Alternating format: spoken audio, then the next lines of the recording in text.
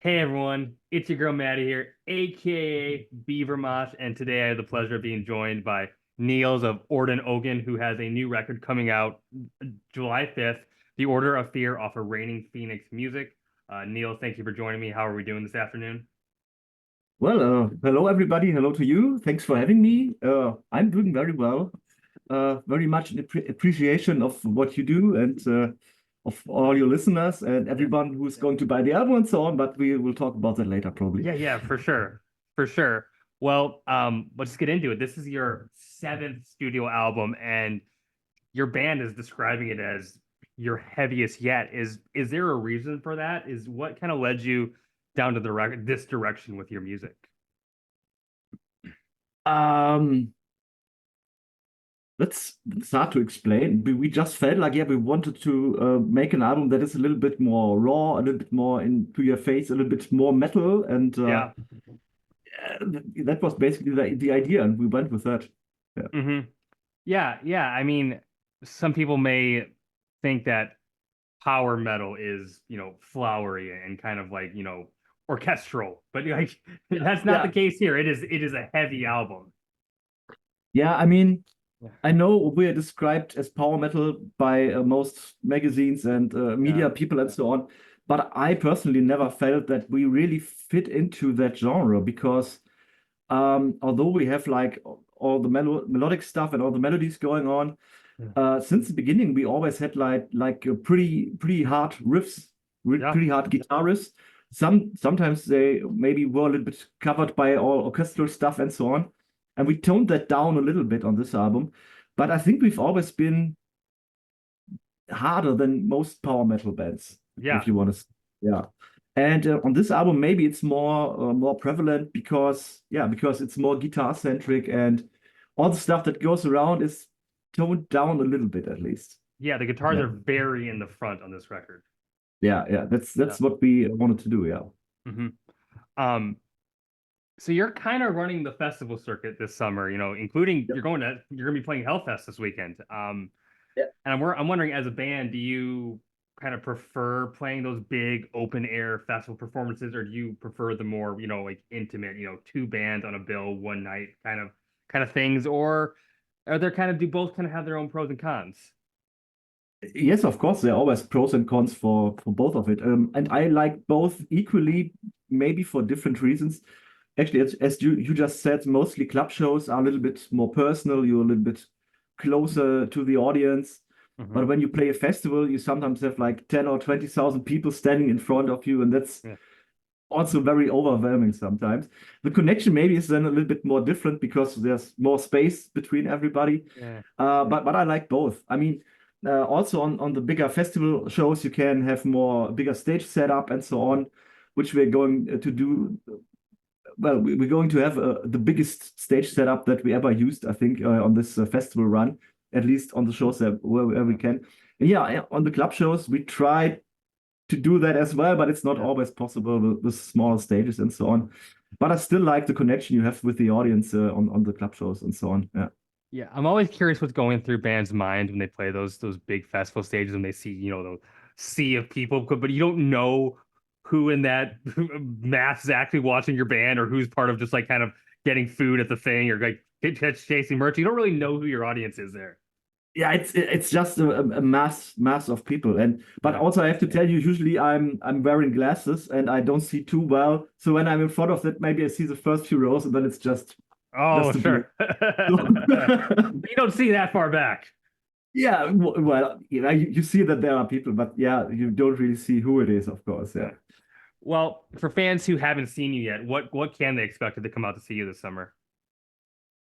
Well, as I said already, we're trying to put on the biggest show that we have ever put on with a very big, let me call it analog stage setup. So Sure. we're not so much into like LED walls and so on, but we have a lot of practical things on the stage, and that looks pretty impressive. And we also do some little theatrical things like our mascot, if you want to say, Alistair Vale comes on stage and Yeah. does some stuff in the between the songs and so on. And apart from that, it's just a pretty heavy metal show. Yeah. Well, I was reading a bit into this, and there's an interesting story that kind of inspired the creation of the album. Apparently, you had this band in Yeah, Uruguay that did a bunch of cover versions of your songs. You want yeah, to tell me more of that? yeah. That guy's name is Santi, Yeah. and to be honest, when we start writing for an album, we have an idea of the themes or the tone that the album is supposed to have.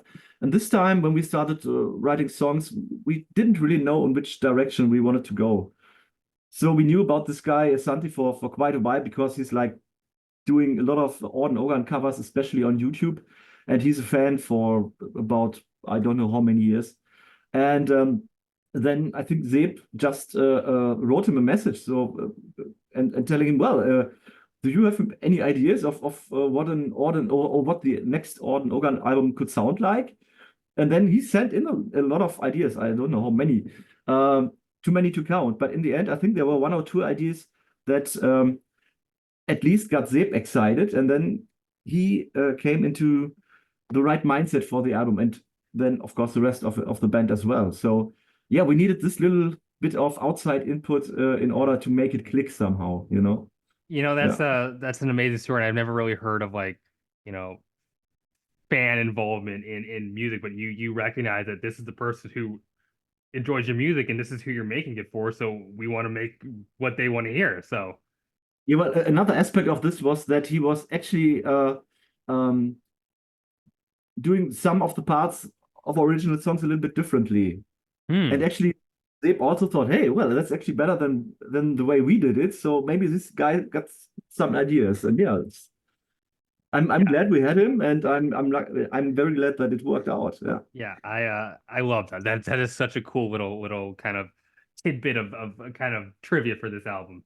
yeah, yeah, Well, when I listen to the album, it definitely, like you said, it isn't quite like other power metal albums. It is power metal. The elements are there, but yeah. would you say I'm correct in saying you take a bit more of a darker take on the power metal sound? I think that's exactly what we're trying to do. Mhm.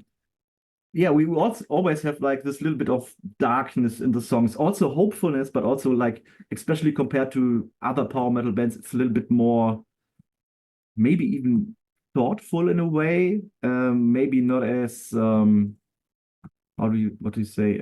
Maybe a little bit more deep and therefore a little bit more dark in the end. Hmm. Um, Also, we try to stay away from the very typical power metal stories of dragons and knights and so on. Yeah. Um, so yeah, I would actually call it maybe like dark power metal, something like that. That fits very well, I think. Yeah. Yeah, well, let's talk about that because like I went to go see Blind Guardian about a month ago, and they were fantastic. But you're right, they are very much the typical, folk stories and fairy tales, and like that is Yeah. like what people think power metal is. And you go a Yeah. different direction, and your album, there's a narrative here, and I won't spoil anything, but I got kind of a synopsis in my press release, and it sounds like Yeah. it's a story of like government corruption and these like religious curses, and I'm intrigued. Sounds like you even plan on releasing a more of a literary version to your fan club. How did you go about writing like the story? It's like almost like a film script.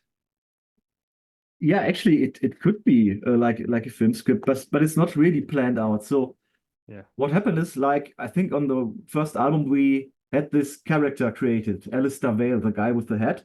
yeah, And at first he was just like a band mascot, like an Eddie for Iron Maiden or so. of course. But then I think, well, when that happened, I wasn't in the band. I came a little bit later, but I think it was also Zeb and the guys back then. They thought, well, actually, some of the songs that we have could be part of a story of this character. Hmm. And I think on the first few albums, it wasn't really planned as that, but it fit. And so we later went on to develop like I wouldn't say stories, but like plot elements for this character that always incorporate the themes of the album.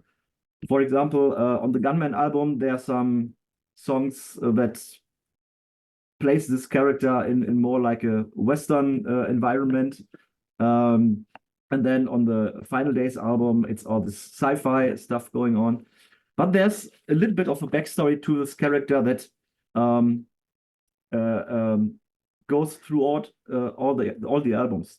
And I can talk a little bit about that because it might be interesting for someone who's watching our video clips as well. Yeah. So the main story of this character is back in the day, he was together with some guys. He was in an aristocrat circle, basically, but they did bad things, and he got rid of this circle and basically crushed it. But then he got cursed by a few remaining guys, and his curse was that everywhere he goes, bad things happen. Mm-hmm. For example, cities that he visited burn down behind him, or his girlfriend gets killed, and stuff like that. So on this album, he hears about an ancient order called the Order of Fear, which is also like the translation for the name of the band. Yeah. And he hears that those people are actually able to help him to get rid of the curse. So he approaches this order, and they tell him, yeah, well, if you want to get rid of your curse, you gotta perform this ritual and kill your best friend. Hmm. That's actually what happens at the end of the Order of Fear video, where he slashes the guy. But what happens then is, of course, they betrayed him. And what it actually does is it gives more power to the order and makes things worse for him. Yeah. Yeah, that's It basically almost a bit of no, the no, plot. Yeah. no. That's fascinating. It almost sounds like it. That's tragic, but it almost sounds like maybe on a next record you can almost like even more get deeper into who this order is. Who like it's like there's like you don't give too much. There's like a lot of lore there that you can build off of, which I appreciate. It's basically lore. It's not Yeah. like a story with a beginning and an end, but there are bits and pieces, and you can figure it out yourself what's going on. Yeah, and I love that you mentioned Eddie versus your character because you give them a backstory, you give them a story where when I was in Iron Maiden, like I know Eddie's on the cover, but I don't know anything about Eddie. Who is Eddie? What does Eddie do? Like like Eddie is just Eddie. We don't know anything about Eddie. I wish we knew stuff about Eddie, but we don't. Yeah, yeah, But you give your character a story, and yeah. well, I think my favorite track on the record that I've well that other people have heard now because it's one of the singles, but is Conquest. And Yeah. I was reading the description on the music video that's on YouTube, and it sounds like that track almost didn't make the cut. Like there was a demo that you had to convince your vocalist Sebastian to like allow to be like fully produced. Um, I remember that a little bit differently. Okay. Well, there are different ways of how Orden Ogan writes songs. Usually, Yeah. someone's got an idea, and then we work around that. But this song, um, I think it was like an open session where Seb and I sat together and we thought, yeah, what kind of song is missing for this album? Um, and it has this kind of triplet feel, like some of our other songs have, like "Things We Believe In" and "Sorrow Is Your Tale," for example. And we thought, yeah, maybe we just do something like that, and just like a very simple, straightforward song. But what's right is that when after we finished it, let's say especially Zeb wasn't very convinced that this song is supposed to go on the album. Ah, okay. Um, but we still completely produced it. And after that, we were like, "Well, that's actually pretty good. We should keep it." Yeah, Does but but it the, does. I'll go for it. yeah, but I think it's yeah, we indeed needed to convince Zeb a little bit at first, but I think he likes it now as well. It does. I can maybe see where maybe he thought it didn't fit because it does stick out because I do think there's some moments on it that are a bit more like overtly melodic than the rest of the album. But I think Yeah, yeah, as like it gives some diversity to the record, and I really appreciate that it's there. It's kind of like it's not like in the beginning of this track listen to. It's kind of more towards the middle, so it kind of breaks things up a bit. yeah. Yeah. You're right. Yeah, Um. Well, a lot of you in the band, including yourself, have been in other like metal bands, including power metal bands, and other genres of metal, of course. But I'm wondering, what is the appeal of power metal to you, and perhaps fans of power metal as compared to the other subgenres of metal music? Why do you think people might be drawn to power metal in particular? Oh, that's a very broad question. I mean, I personally like a lot of different styles of metal and a lot of different styles of music in general. But I always liked actually the mixture between a certain heaviness and the melodies, Hmm. and you get both of it in power metal. Um, and yeah, especially with us and with some other bands of that genre, it's this epicness, big choirs and so on. And I also like that very much.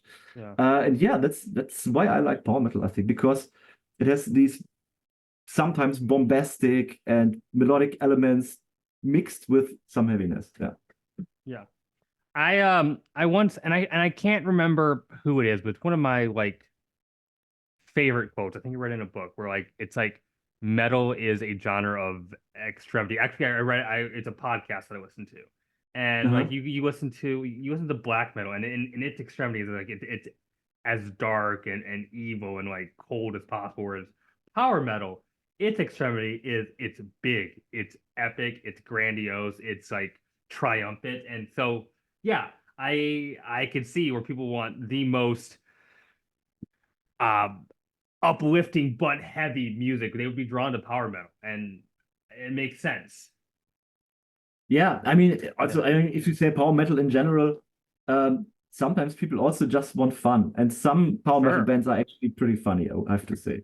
Yeah, But I like that too. you're right. Like like like the band Twilight Force. They're not taking Yeah, themselves seriously at all, but it's so fun and like it's yeah, just absolutely. Or great music. I mean, also Dragon Force, for example. Yeah, I think they are. I think they're also power metal, wouldn't you say? yeah, yeah, Is yeah, it? Yeah, yeah. Yeah, it's. I mean, metal is also fun.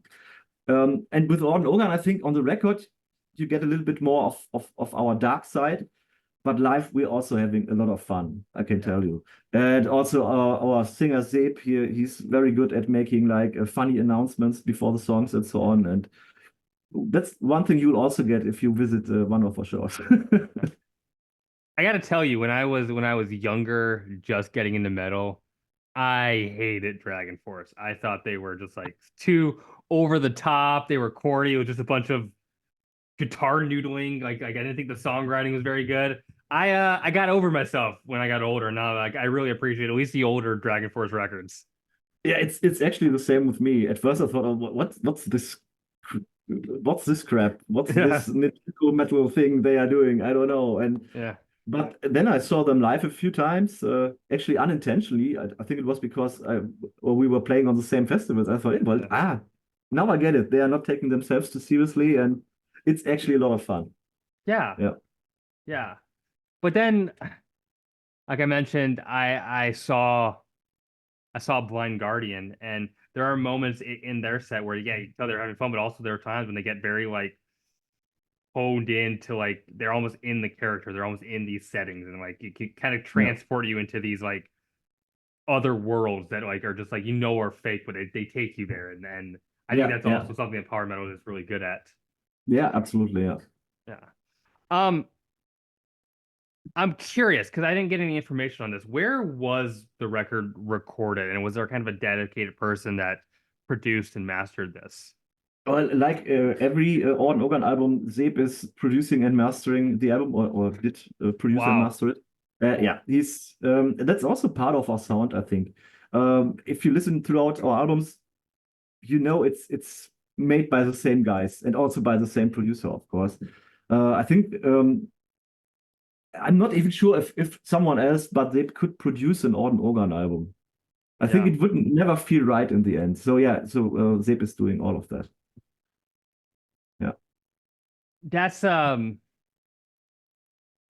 I'm always, curious with like bands who do that, who do the self-producing method. Like it like you don't get like I'm sure the cons is you don't really get like an outside objective kind of take on the music. Like you don't have someone else like kind of like hearing it with like open ears. But with Yes, doing the like self-produced method, you do have way more control and like it is like your record.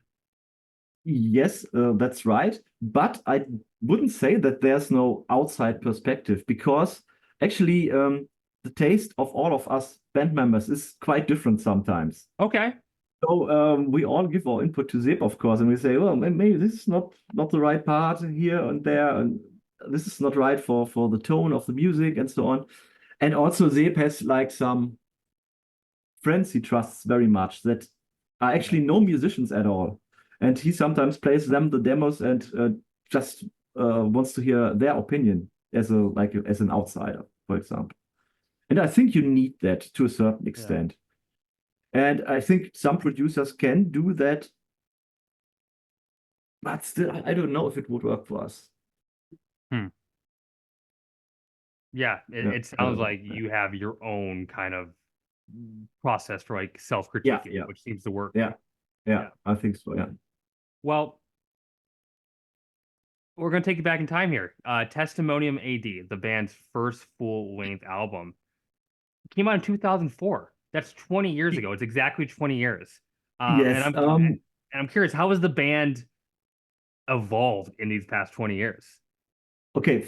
First of all, at that point in time, I was not with the band, as it Okay. came like 2 years later. And also, usually Zeb says, well, Testimonium AD is actually not a real album because it was more like a first full-length demo or something. Okay. Um, So in our own discography, we actually don't consider that to be the first album. We basically start the band history with the Veil album. Okay.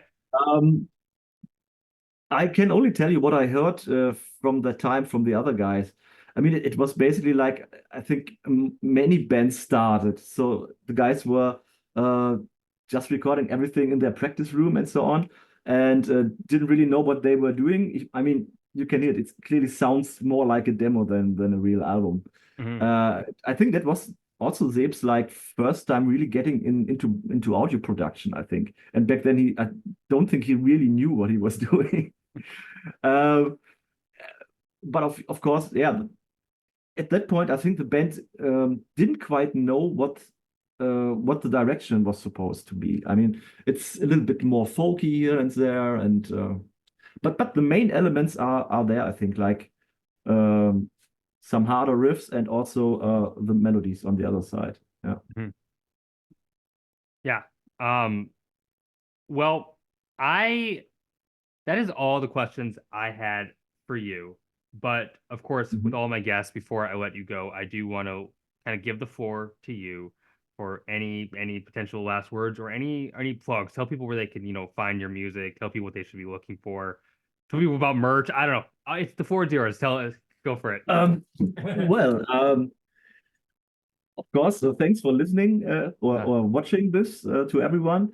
And yeah, if you want to support us as a band, go on YouTube, watch our video clips, listen to our music on Spotify, buy our records, and especially the new one that's going to come out on July 5th. Mhm. Actually, that's my birthday. So even if you Oh, don't like the music or the album, just do it for me. yeah. Buy the album for Neil. It's a birthday present. There you go. Buy it for me. That would be a very nice birthday gift for me. Yeah. Yeah. Well, thank you, Niels, for joining me. Thank you everyone for watching. Of course, always thank you to my patrons. My name is Maddie, aka Beavermosh, and I'm signing off.